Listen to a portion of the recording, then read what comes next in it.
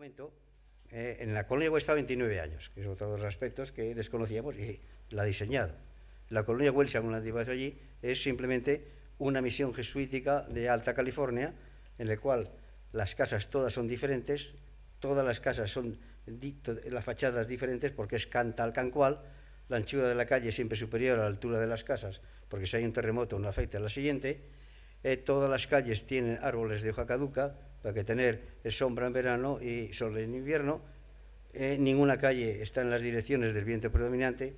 En comillas, ha vuelto a estudiar lo mismo: la ubicación en el terreno, las condiciones atmosféricas y todo lo demás, hasta la cimentación. Luego decir lo de los planos. Volvemos a lo de los planos. Los creáis, tenéis que buscarlos, seguro que están. Porque para hacer una obra ha tenido que ir al ayuntamiento, tiene que haber permiso, ahí tiene que haber algo. Lo de su amigo, sí, efectivamente, el que le ayuda, el compañero allí, es compañero suyo de estudios, son amigos, han hecho cosas juntas y se entiende muy bien. Pero seguro que Gaudí estudió el terreno, planificó, conoció al Quijano con sus características, lo captó, le hizo una casa en la cual el tío fardaba cara al exterior y se sentía feliz en el interior, y encima, como era poeta, era músico, te deja todo un mensaje simbólico, porque Gaudí parte de la base de que la simbología es el lenguaje del alfabeto, que no sabrá leer y escribir, pero hay una simbología que es universal. Una onda será el mar, una línea quebrada será el fuego, una espiral será la evolución o involución en el sentido que gire, etcétera, etcétera, ¿no? Pero luego hay una simbología específica de cada territorio y cada lugar, con lo cual que si tú lo pones, los aborígenes del territorio lo entienden perfectamente y a lo mejor el resto no se entera. En el caso de Cataluña lo practica a niveles alucinantes, por muchos aspectos que conoceréis, ¿no? Entonces, volviendo al tema consideramos que la obra de Antonio ha sido un punto de inflexión y una manera de empezar a estudiar de Gaudí de muy diferente manera. O sea, Gaudí hay que estudiarlo en los 360 grados. Hay que considerar todos los aspectos. Y entonces tenemos una posible aproximación a la realidad. Porque si se estudia como arquitectura y como cálculos, es una visión relativa. Él ha captado, por su preparación, una parte más, toca la arquitectura, pero también toma el mundo del arte y de las correlaciones artísticas y de los fundamentos artísticos del momento y de las corrientes, cómo influyen. Pero es que él vive en esas corrientes, pero no será impresionista, ni será modernista, ni nada, es Gaudí. Está continuamente, es como una especie de Picasso. Pasará su época azul, su época rosa, pasará de todo, porque fijaros que puede pasar desde un neoclasicismo hasta las últimas verjas que hace, que es cubismo puro. O sea, tiene toda una evolución continuada, no tiene ningún problema en saltarse a la teoría. No se ha hecho nunca, no quiere decir que no se puede hacer. No hay los medios, pues me los invento.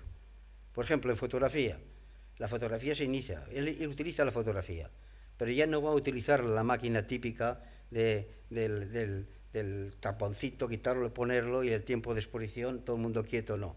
Ya utiliza una máquina con un turador que puede hacer un disparo más rápido. Si no tiene luz suficiente, va a utilizar, modificando la pólvora de magnesio para que no tenga tanto humo y pueda tener más intensidad luminosa. Va a acabar haciendo fotografía estereoscópica, aquel sistema de dos fotografías con un desplazamiento que, vistos con el visor, puede facilitarlo tridimensionalmente. ¿Entendéis? O sea, siempre está en la vanguardia de cada momento y va evolucionando.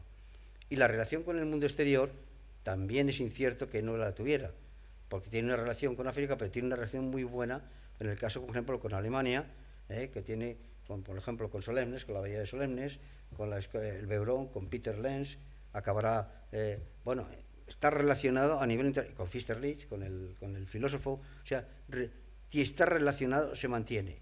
Y Gaudí, el francés lo habla, el alemán lo entiende, pero tiene un amigo que es Raffles, Raffles, el Margall, que habla perfectamente el alemán, y luego Goetz, que es un ingeniero no alsaciano, sino es suizo. Lo que pasa es que viene aquí, y este hombre es el jefe de la estación de bombeo y le ayuda a hacer los cálculos matemáticos, y estos son los que le mantienen la correspondencia. O sea, tiene una relación internacional, está al corriente, lee y vive al día, y en el caso del Capricho lo ves, es el inicio, pero luego sucesivamente es fundamental porque vas viendo cómo va evolucionando en cada obra.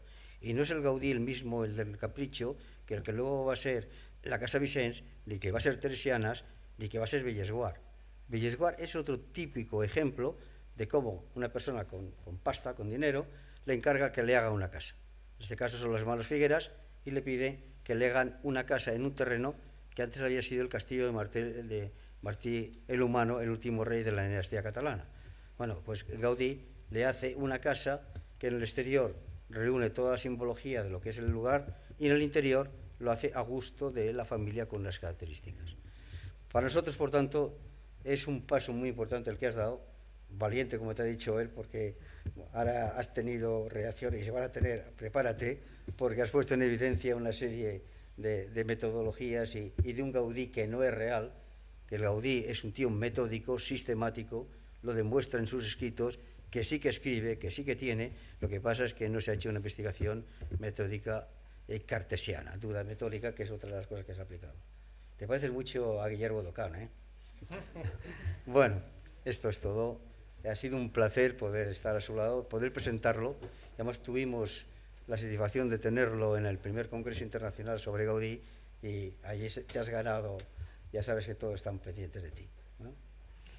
Buenas tardes.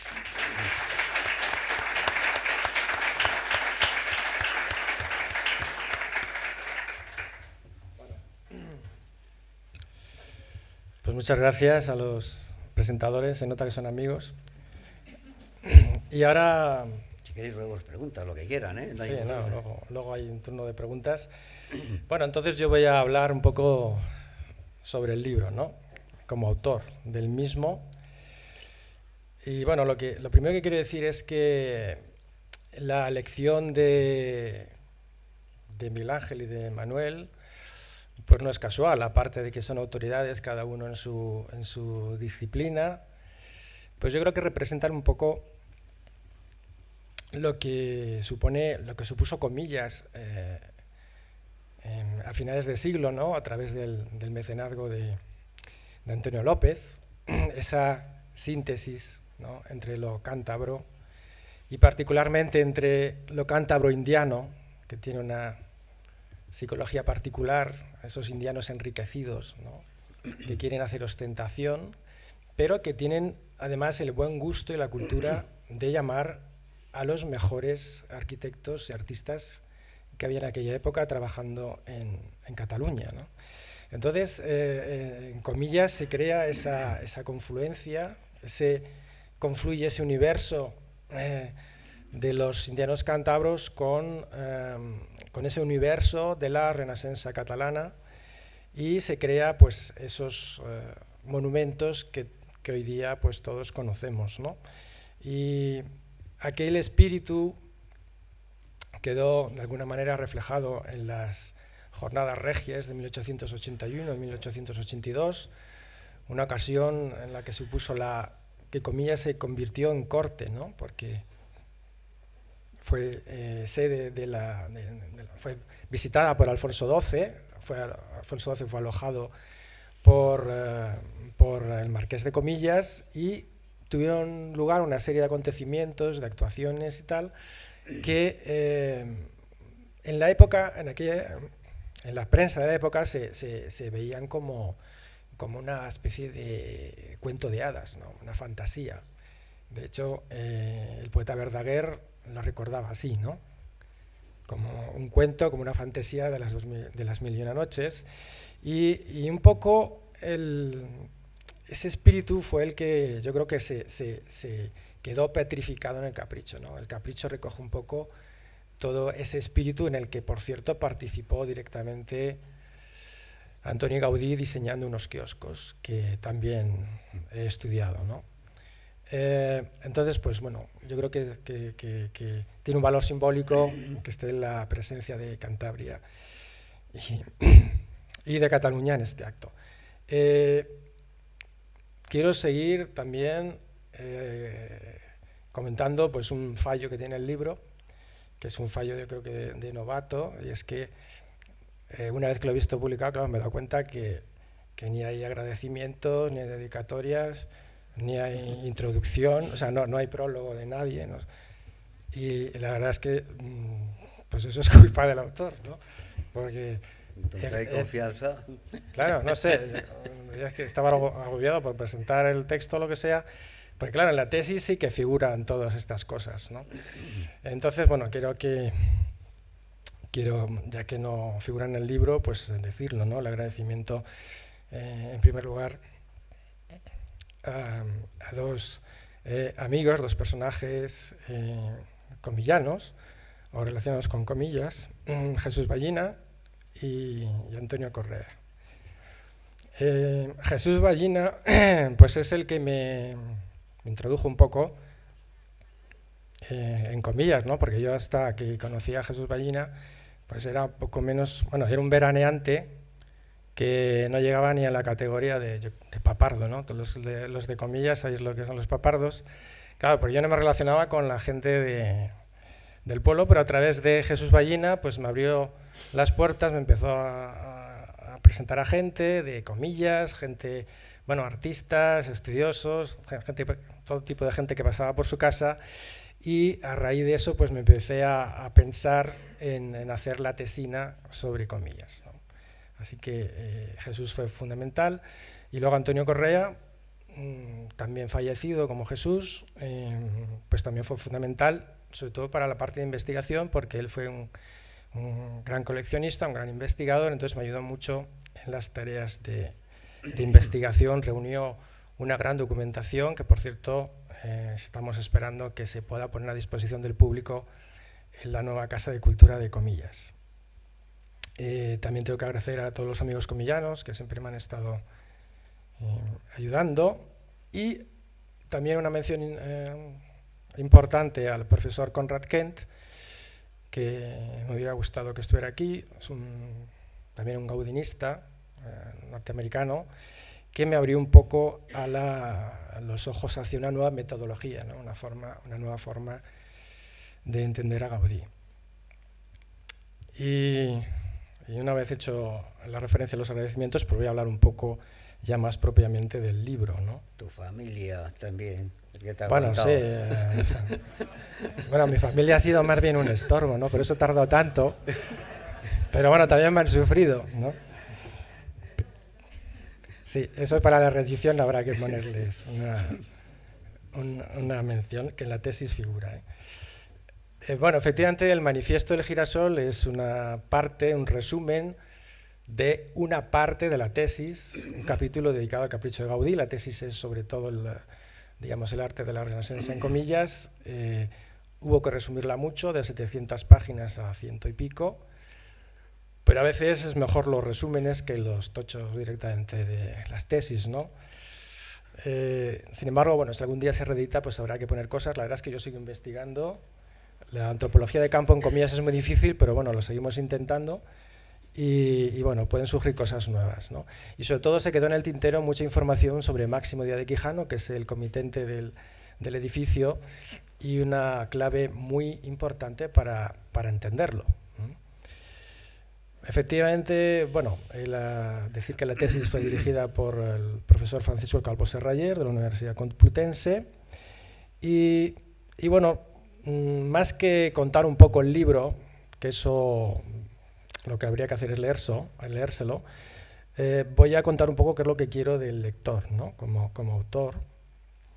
Y lo primero que tengo que decir es que efectivamente es un trabajo de mucho tiempo, porque he tenido la metodología ha sido investigar sobre prensa, que ha llevado mucho tiempo, sobre documentación contemporánea, y que no es el Manifiesto del Girasol, pues no es el típico libro bonito de fotos que estamos acostumbrados a ver sobre Gaudí, ¿no? Es un libro el que, bueno, las fotografías son en blanco y negro, lo que importa es el texto, porque yo creo que es la esencia del libro, ¿no? Y ¿qué es lo que quiero? Pues sobre todo que el lector entienda en profundidad el fenómeno Gaudí, porque Gaudí ha sido masificado, es un objeto de consumo. Se insiste mucho en Gaudí como modernista, cosa que yo estoy en contra de ello. Es incluso al contrario, o sea, Gaudí abominaba del modernismo, ¿no? Y va a ser imposible quitarle la etiqueta del modernista, pero hay que entender que el modernista en el caso de Gaudí es un cliché muy empobrecedor. Entonces, lo que pretendo es precisamente que se entienda más en profundidad, ¿no? Puede que en Gaudí hubiera un periodo modernista, pero epidérmico, y además hay que entender también que el modernismo, que muchas veces se desprecia, por ejemplo, todo lo anterior, todo el arte y la arquitectura ecléctica, para ensalzar el modernismo, cuando gran parte de lo que entendemos por modernismo es un arte, es un manierismo modernista, realmente es uno de los lenguajes eclécticos que están vigentes hasta principios, primera o segunda década del siglo XX, ¿no? Es mucho más importante la obra de Gaudí, como ha dicho Manuel. Gaudí es uno de los grandes genios de todos los tiempos. La verdad es que es muy difícil de estudiar, pero pues cada uno intentamos aportar nuestro granito de arena, ¿no? Cuando yo me enfrenté al estudio del Capricho, yo creo que antes no se había estudiado por la dificultad, ¿no?, de su estudio, porque no hay ninguna documentación, no había documentación y sigue sin haberla. Entonces, bueno, pues lo que hice es intentar entender cuál era el pensamiento de Gaudí para entender el edificio, que encima había sido distorsionado por una restauración, entre comillas, o por una intervención que la había modificado, ¿no? Entonces, claro, hice lo que tiene que hacer cualquier historiador, que es ponerse en el contexto de la época del edificio sin partir de juicios a priori, ¿no? Porque normalmente a Gaudí se le interpreta desde después, ¿no? Se le aplican los clichés del modernismo desde después. Entonces, Gaudí está claro que él se formó en el pensamiento y en la teoría del eclecticismo. Entonces, bueno, investigando sobre eso, pues llegué a la conclusión de que había conceptos muy importantes en la teoría decimonónica que estaban presentes en el Capricho, y que es el método de composición y el programa que es, digamos, como decía en la época, es la definición del problema. Entonces, para entender el Capricho había que intentar desvelar cuál había sido ese programa. Ese ha sido el objeto de mi estudio, y también me di cuenta que el método de composición y el programa no solo era instrumentos o herramientas conceptuales para hacer un proyecto concreto, sino que en el caso de Gaudí y de gran parte de la teoría ecléctica era una forma de conseguir la nueva arquitectura, ¿no?, que era una obsesión en el pensamiento arquitectónico de fin de siglo, conseguir el nuevo estilo. Gaudí es tan genial que lo que hace es que aplica esa teoría de una forma tan coherente, superando tanto a sus principales fuentes teóricas como Viollet-le-Duc, que los deja atrás, ¿no? Y consigue una obra realmente, ya podríamos decir que casi moderna. Es decir, una de las cosas que quiero que se entienda es que el Capricho no es una obra menor. Es cierto que es una obra de juventud, no es una obra madura, pero es una obra maestra, porque Gaudí, antes hablando con Manuel comentábamos la semejanza de Gaudí con Picasso, ¿no? Gaudí, como Picasso, busca, pero encuentra. O sea, me parece que lo dijo Picasso: yo no busco, yo encuentro, ¿no? Gaudí encontraba. Y en el caso del Capricho empieza a encontrar ese nuevo camino hacia la modernidad. Y bueno, pues al final ese estudio me ha llevado al convencimiento de que el Capricho y que Gaudí es lo menos, digamos, irracional, lo menos estrafalario y lo menos caprichoso. Su cualidad arquitectónica, en definitiva, depende de que es el resultado de aplicar la coherencia del método y del programa. Entonces, bueno, el Capricho, que todos, en comillas, tenemos la idea de que era una locura, una folie de un indiano, pues es eso, pero también es una obra enormemente racional, ¿no? Es un edificio pensado para el lugar en concreto en el que está hecho. Es un edificio que se adapta perfectamente al medio, se adapta al lugar, se adapta al clima, se adapta al propietario, está hecho como un guante para el propietario, un personaje que tenía habilidades musicales, y que el Capricho es como un juguete. El propio nombre del Capricho es un término musical, ¿no? Y todo el Capricho está plagado de metáforas musicales, desde las ventanas que hacen sonar música cuando se levantan, a determinados motivos decorativos que recuerdan o evocan partituras, hasta el propio girasol del que ahora hablaremos. Por lo tanto, el capricho es como es un manifiesto, por eso parte del título se explica por esto, ¿no? Es una obra manifiesto en la que Gaudí quiere proclamar, digamos, su nueva visión de la arquitectura.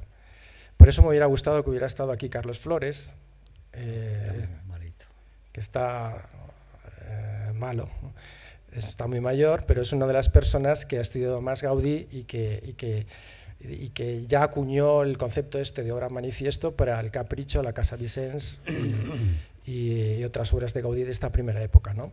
Es un manifiesto construido, porque efectivamente, si nosotros analizamos el edificio, vemos que es como una máquina de vivir, ¿no? En esto también se adelanta Le Corbusier. Él es como un edificio acorazado para resistir a la intemperie, digamos, a los fenómenos climatológicos que se suponen que hay en un clima de costa, que es un clima extremo. Es una arquitectura heliotrópica, es decir, es una arquitectura pensada para captar la máxima energía posible solar.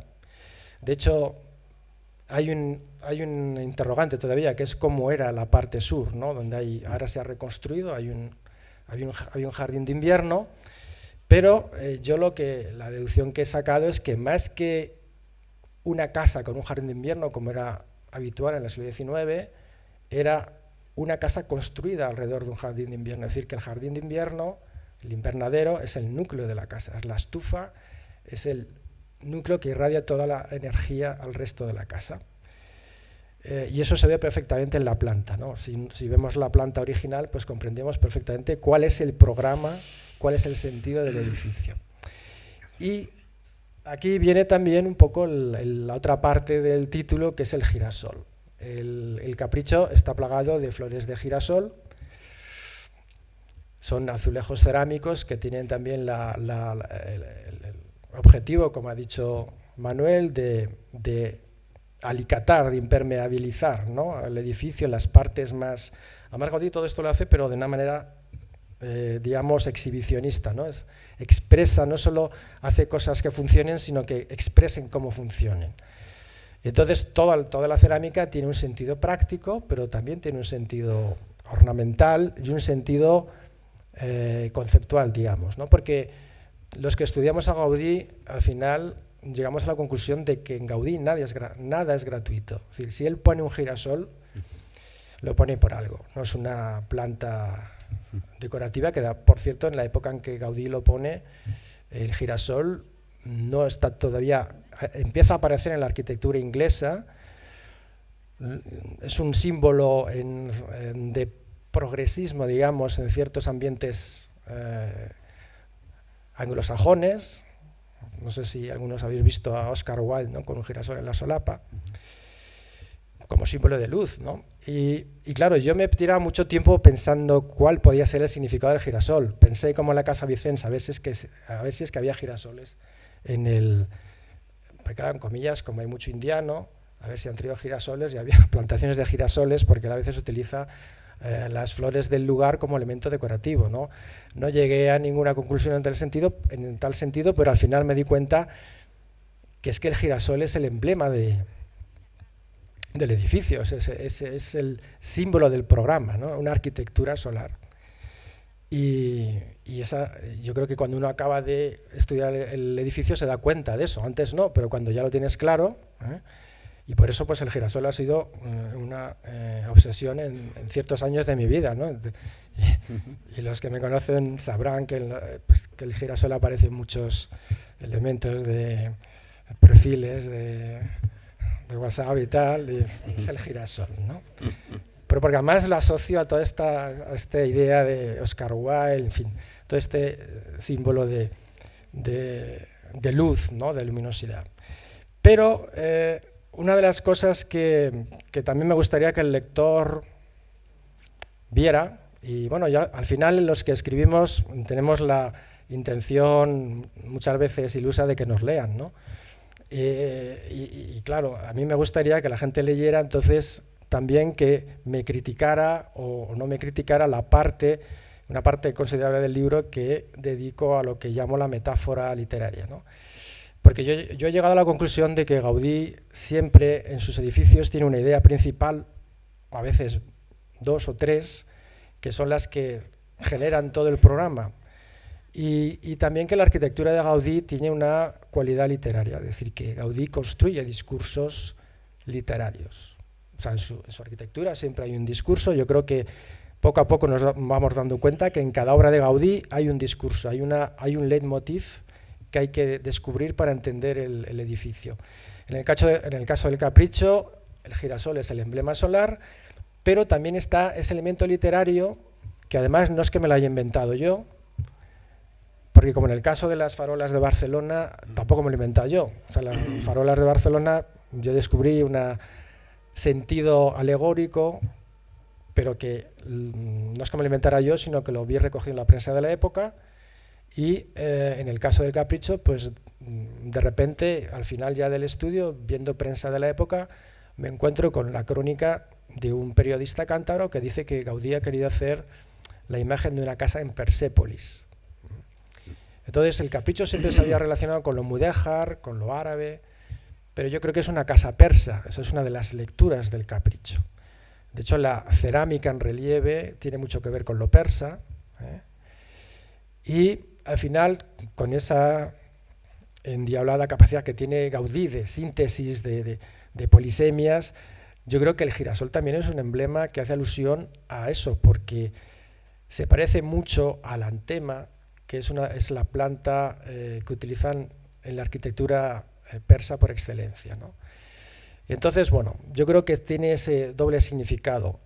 Lo de intentar probar esa metáfora histórica, esa relación del Capricho con Persia, con la arqueología de la época, me ha llevado mucho tiempo.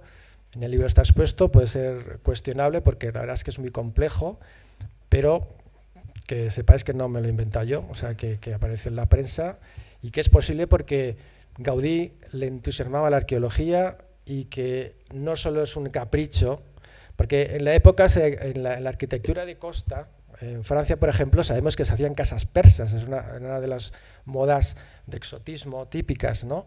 Pero aquí hace una casa persa, pero con, digamos, contenidos arqueológicos, porque en aquella época se estaba desvelando, se estaban exhumando las ruinas de Persépolis, de las palacios acaménidas y asirios. Entonces, a la gente de aquella época, aquello les demostraba que la arquitectura antigua había sido polícroma, algo que Gaudí perseguía, ¿no? Una arquitectura polícroma como uno de las formas de renovar la arquitectura. Entonces, bueno, creo que es muy complejo, pero que hay algo de eso ahí.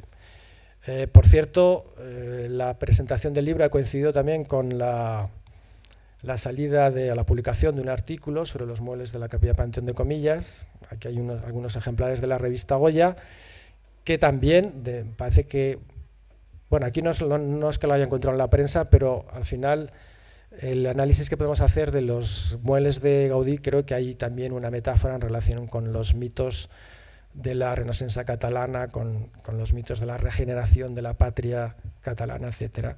Y yo creo que es que Gaudí siempre es así, siempre si puede te la cuela. Evidentemente los patrones no comulgarían con ese programa, pero siempre en Gaudí hay un nivel de lectura críptico que solo saben leer los entendidos, ¿no? Y en este caso yo creo que esos perros que aparecen en los muebles